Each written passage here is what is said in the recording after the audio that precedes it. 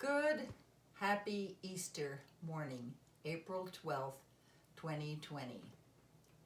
I wish you all a very happy Easter, and I'm going to tell you the story of the resurrection of Jesus using my special eggs. You can see the eggs here on my lap. Our first egg shows us on Palm Sunday, last Sunday, the colt, a donkey colt that Jesus asked people to get for him so that he could ride this in to Jerusalem on Palm Sunday. Not a very large, full-grown animal. Jesus knew that he was going to be betrayed. The man who betrayed him was named Judas Iscariot. And the soldiers said to Judas, I want you to pick out who is this man who calls himself the Son of God, and we will give you 30 pieces of silver. And so for 30 pieces of silver, Jesus was identified by Judas. On Thursday, we celebrated Maundy Thursday, or the Last Supper.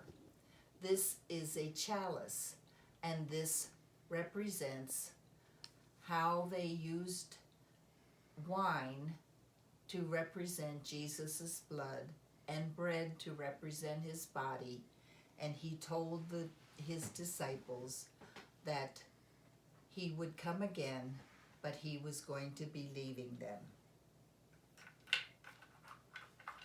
And he did leave that night, and he went to the Garden of Gethsemane. And in the garden, we have it represented with praying hands, because he did pray to God for mercy and to show God he knew this was part of the plan. When he was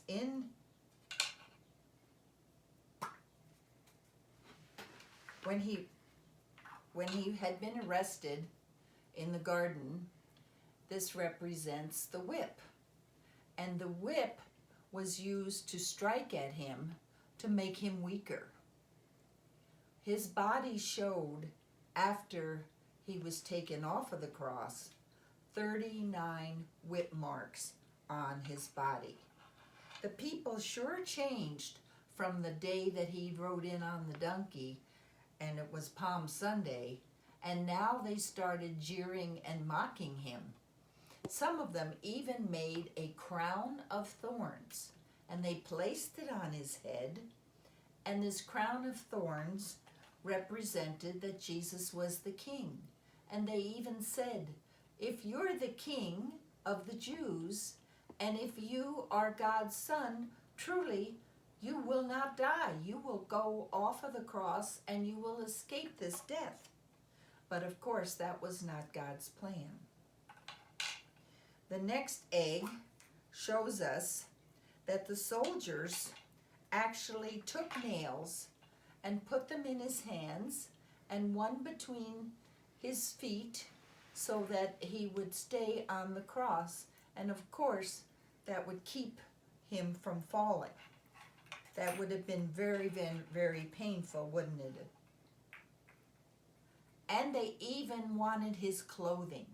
Whatever cloak he had, whatever garment he had, they took a die and they rolled it, and the person named Joseph was able to have the most points when he rolled it, and he got to keep Jesus' clothing. After they took the body down, they had seen that the soldiers had actually used spears and pierced on his sides so that it would speed up his death. They took his body to an out of the city area, and they placed him in like a cave. And his body was wrapped in linen. And that was the custom in those days.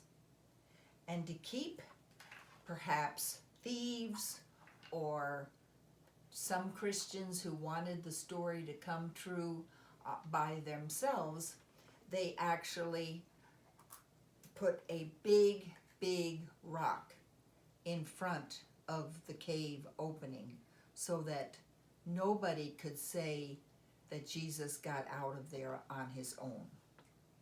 This is the rock. And what we as Christians know is that on Easter Sunday, women went, and their custom was to take oil and anoint the body with oil. And they got to the cave area, and the rock had already been rolled away. And they went inside, and this egg represents the fact that it was empty. The egg is empty. The tomb was empty. Jesus appeared to the women, and he proved God's plan was to have him resurrect, and this is why we celebrate Easter today. Thank you.